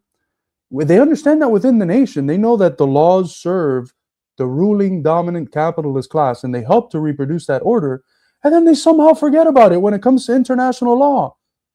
They think, oh, international law, it's actually fair, and it's actually real law, and human rights, and human rights, and human rights. What? Bro, it's the same juridical, it has the same relationship at the international level that it does at the national level. It's the international judicature, the international legal system for finance capital, for global finance capital. It serves its ends. There was no stone of international law left unturned in the last 2 years of the genocide of the Palestinian people. What the fuck did that do for Gaza? What the fuck did that do for Palestine? Did that bring about the ceasefire? No. Is the ceasefire even a fucking ceasefire? No. So why do we keep appealing to international law? It's like we have this, it becomes this fetish object that the US and Israel use to wipe their ass with, and then they throw the paper on the floor and we go there like Ned's declassified nerds. Oh my God, look at the fucking paper. The paper says this and the paper says that. We have to respect the authority of this paper. What? No, of course not. The US wipes its ass with international law. And if we appeal to it as if it's our great savior, we look like naive idiots. And I've studied Vijay's work extensively. It was important for me in my development as a Marxist. But this is my main criticism of him, along with Carlos, is this naivety about people like Zoran Mamdani, and this naivety about, he's a big supporter of international law in the United Nations. And I would argue that those have always been used as an arm of imperialism. I guess is a little bit of a sidetrack, but it relates because Pete Hegseth is being accused of war crimes, which of course he'll never face any punishment for that because there's never been any enforcement mechanism. And having studied Vijay's work pretty extensively, the response I think he would make to Carlos there would be that because the Soviet Union was part of the formation of the UN and was in the UN Security Council, they were able to veto a lot of interventions that the US wanted to launch against other countries. But what I would argue is, again, that's not because of international law, which is part of the superstructure.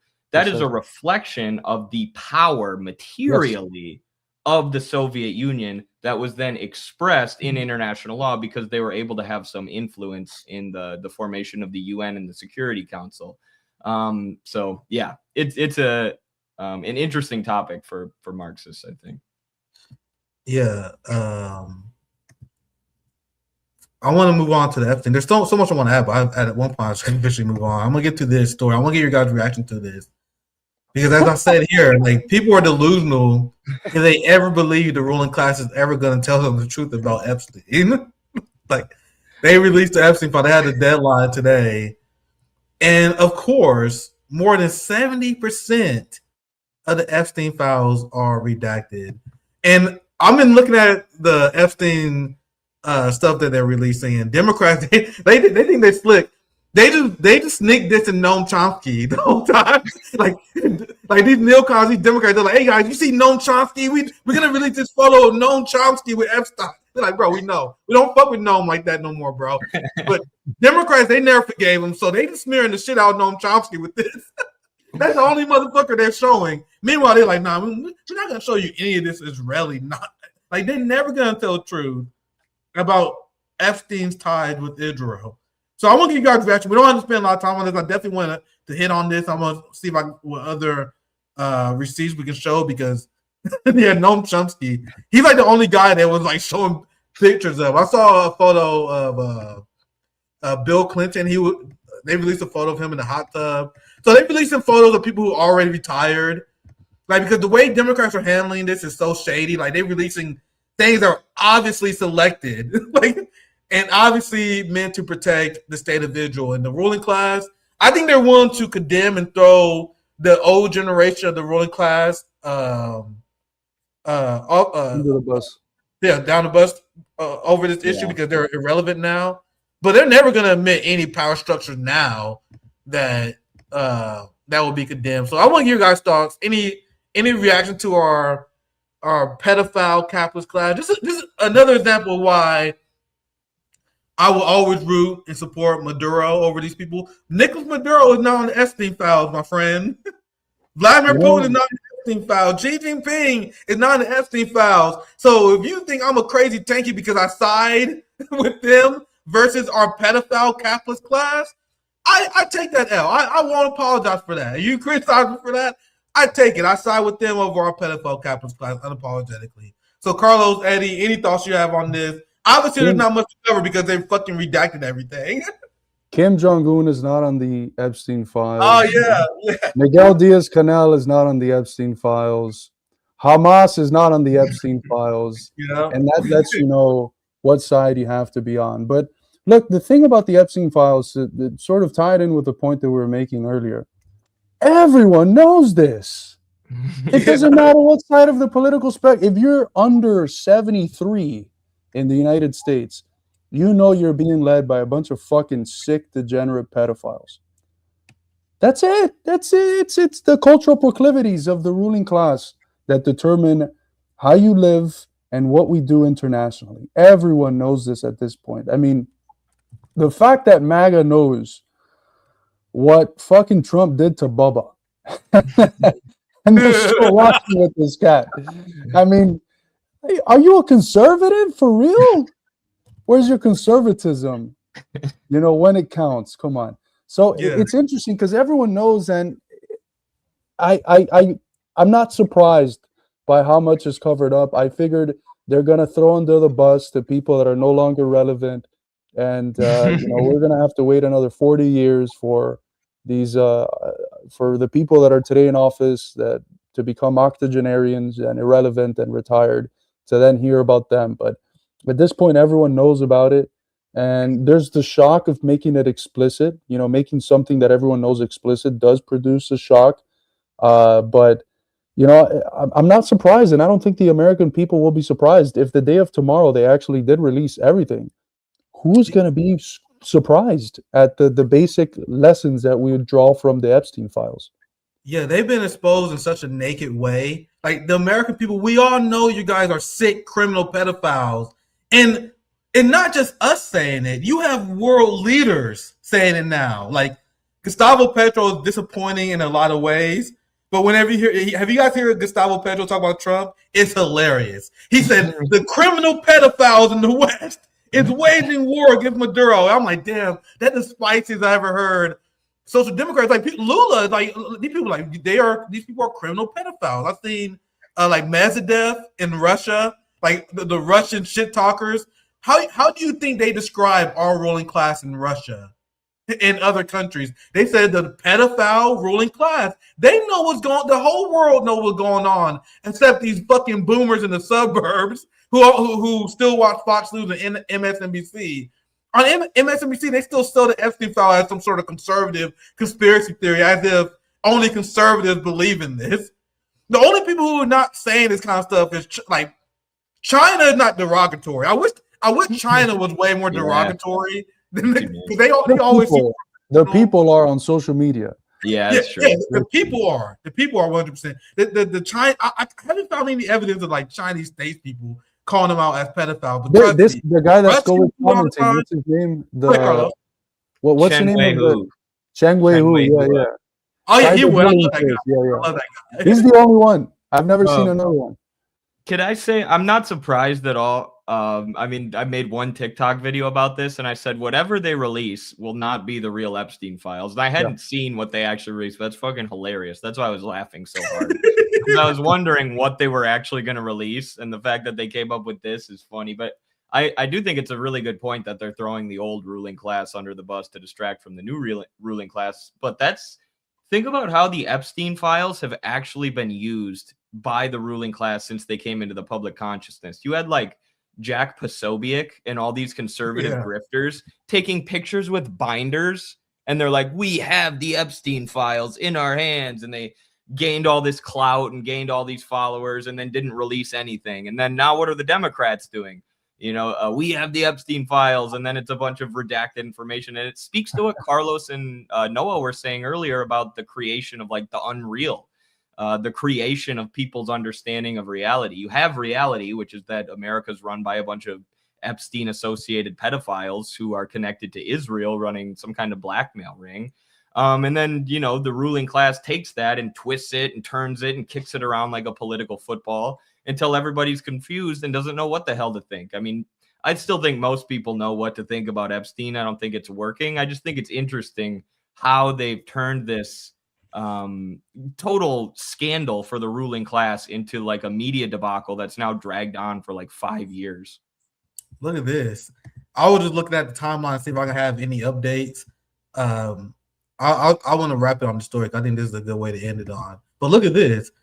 Jeffrey Epstein, you know it's been a long stream.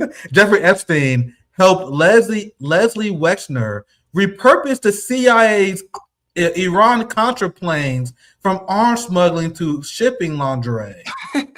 What? So, bro, what is your military specialty? How do you got so many high-level contacts in government? How are you friends with Bill Clinton, former presidents, senators, CEOs? No one in the corporate media establishment will explain how the fuck is this guy qualified to do any of these things. In the same way that Rabbi Dildo, he knows fucking everybody. What's his fucking name? Rabbi Dildo? Smalley? Yeah, I call him Rabbi Dildo. Rabbi Dildo knows every single motherfucking world leader in the West. And explain how someone who sells fucking dildos is so close with Emmanuel Macron and his family, close with Keir Starmer, close with the Trumps.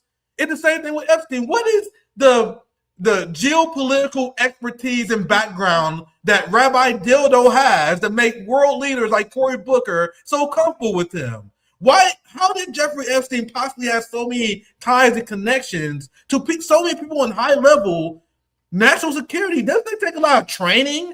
Doesn't it take like time in the military, some sort of college or stuff? Nope, he's just some fucking pedophile selling girls, but he also works with the CIA on the side. The fuck are you talking about? In the corporate media, the corporate Western journalists, they have zero curiosity about any of these things. And then they look at me and they're like, look at this Nick motherfucker calling himself a citizen journalist. Don't you know I'm an esteemed journalist with a master's degree from Harvard? That motherfucker has no curiosity about this story. Meanwhile, a college dropout citizen journalists do. Who provides a more service to our society? Decolonize your mind. Meanwhile, I'm just having fun now, guys. I don't want to take too much of your time on Friday night. I'm glad you guys joined us. We're going to do this again soon anyway. Carlos, Eddie, I want to get your guys' final thoughts. This was a very fun stream. I love having you guys on. Like, you guys, I love the ACP people. I don't have to hold their hand. I don't have to convince the AC people not to condemn Hamas. I don't have to explain to them that Nicolas Maduro is the dictator like we do DSA and Zoran Mamdani. DSA people like, Nick, don't you know that the Maduro actually does suppress it? No. You know what? I don't have to do any of that with ACP people. I don't have to hold their fucking hand. That's why it's good to have you guys on. What you guys have coming up? Any final thoughts? Carlos, Eddie, whoever want to go first. Well, on Rabbi Dildo, which is a fascinating name, that's what I'm going with from now on. Just like I heard George call Marco Rubio Narco Rubio, and that's yeah, what I'm calling him from now on. But it's impressive how unpopular he is. You can literally just put a picture of a turd in the comment section to a post of his, and it's gonna get ratioed incredibly. No one watches this guy. Have you noticed that? No one who's not in power actually fucks with this dude. Everyone hates him. No one actually likes Rabbi Shmuley. Go look at his social media. Yeah. No one is liking his shit. No one fucks with this guy. So if you know, how do you put two and two together without coming to the obvious conclusion? But look, guys, we have a country in steep decline, ran by a bunch of fucking degenerate pedophiles who are just out there to make us poorer and more indebted, and to send us off to war, to kill people whom we have more in common with than those sick pedophiles who sent us there in the first place and who profited and laughed from our misfortune. Because we are going to come back, as the Venezuelan defense minister recently said, a lot of us are going to come back in black body bags. Because it's not the kids of those pedophiles who get sent out. It's our kids. It's working class kids. It's poor people who get sent out to die. In military institutions that they join just to like get an education or a job or some dumb shit, because we don't have any of the basic necessities covered up for us. So we have to organize. We have to create alternative structures that allow us to actually be a counter-hegemonic force. There's no reforming this system. There's no electing the right people through the Democrats. That's all bullshit. We have to fucking be ready for when the storm comes. We have to build the ship now because it's gonna come. All the signs are evident that this thing cannot last very long. You know, it has never been the case in the history of humanity that a society has been as sick, as crisis-ridden as the one that we have now, and that it hasn't just completely poof and imploded. And the question is, what are we going to do when that day comes? Are we going to allow everything to be balkanized and for there to be a bunch of warlords and race essentialists and, you know, just tribal politics to take over? Or are we going to propose a communist vision of unity, of building a working class socialist republic, anti-imperialist in character, that actually provides prosperity for the people, and that which Americans already want and accept and think of democracy as, which is government of, by, and for the people. That's all communism really is. That's the essence of communism. So we have to get ready. And there's a recent thing that Haas has been doing. He's been going on Reddit.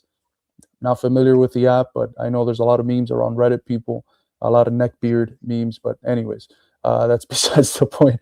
He's been going on Reddit and he's been debating these people that are anti-ECP and stuff. And he put out a message the other day, which I think is very important, which I want to echo here.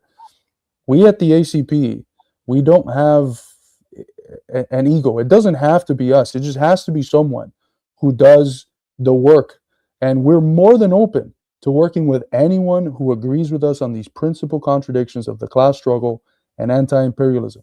If PSL people or the few good people in DSA who actually are consistent anti-imperialists, which is, yeah, that's a tough sell, and other organizations, RBN, FRSO, if anyone who actually agrees with us on the key points wants to work together and form united fronts around key areas, we're about to invade Venezuela, for Christ's sake. It's a wonderful socialist republic that we can learn from, that we've all studied for so long. Eddie became a Marxist-Leninist through studying Venezuela. You know, how much do we owe to Venezuela and the Bolivarian revolutionary project? So our ruling elite is about to invade, and we want to let these secondary and tertiary contradictions tear us apart. No, let's see the areas where we can work together on what's important, on the class struggle and stopping this degenerate empire that rules us. We don't have to unite into one organization. We can keep our autonomy and do the work that we're doing, but for Christ's sake, let's get serious about this. Let's come together on the areas that matter and do what we need to do to fight, not only for the US and our people, which, you know, they're imperfect, they have their imperfections, but it's our people. We have to fight for them as communists, but also for the world, because this is the heart of world imperialism. This is the belly of the beast. And in freeing ourselves, we remove the boot that has been on the necks of all our comrades around the world. Very fantastic speech, my brother. And remember, we're the communists. We're the builders. We build shit.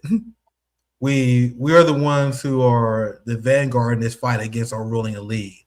And that's our big focus for next year, especially if you hear me, Zoya, my friends. Like, we're building. We're building coalitions. Like, you guys seen how I ignored all the do-nothing CIA-approved leftists who didn't want me to build anything with the ACP, who volunteered to help RBN Mutual Aid. We're gonna have a few ACP RBN events in Missouri. I already had a few people we talked to. So you guys know how the ACP, they wanted to reach out and help RBN on RBN Mutual Aid. They help share our events. They provide material support for us.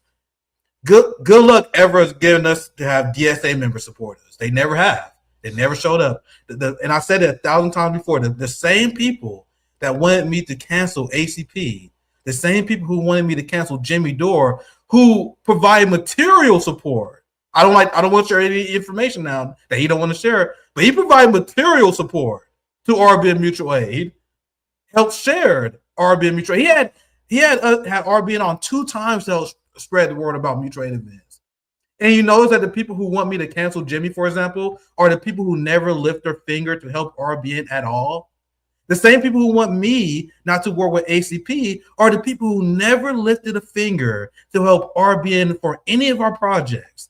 So you gotta notice how I cast that nonsense. I cast that nonsense aside. And my mindset is anyone who want to work and want to build with me, anyone who want to take on this Zionist regime and improve the status of the working class, let's get to work. And that's our main focus for 2026, especially as an RBN coalition. That's why I love having the ACP people on. I love talking. I had Haas on me a few times. We're gonna do something again here soon. He's great to talk to. I had Chris Aleli, who joined us on Monday. He's fantastic. He does great streams with Sarah from DDG. But with that said, Eddie, I'll pass to you for any final thoughts. Carlos got me fired up. So let's get to work, guys. Any final thoughts, Eddie?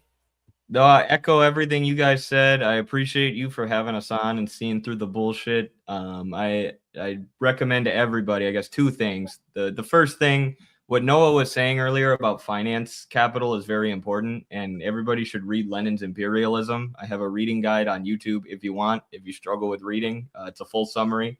That's very important to understand. Secondly, I know it can be confusing when you first join the left and you want to help. The best way to find good comrades is to look at their actions, not their words. There are a lot of virtue signalers on the left, and what I can tell you from our experience running an actual party is that the people who are complaining about tweets and, you know, people using naughty words and, you know, silly things that don't matter, that aren't related to class struggle, those are never the people who put in the work. The people who put in the work are the ones who want to build bridges and, you know, not canceling each other for little things and virtue signaling. So find good people who are willing to put in the work, whether that's RBN or ACP. I mean, I think that's how we found RBN in the first place. I saw you guys doing mutual aid. I'm like, oh shit, yeah, these guys are serious. They actually are working in the community. So yeah. Yep. And I saw ACP doing community work. Like, yeah, see, they're actually doing something. That's good. That's good. But then you guys are watching. If you're not part of an organization, support one materially. Look for a socialist or communist organization in your area, or start one yourself. You don't have to be a Fred Hampton in charge of a massive communist party. Do something locally. Help improve the quality of life for your family, your friends, and your neighbor. Reject individualism. Embrace community. Thank you guys for watching. Have a great weekend, guys. Take care.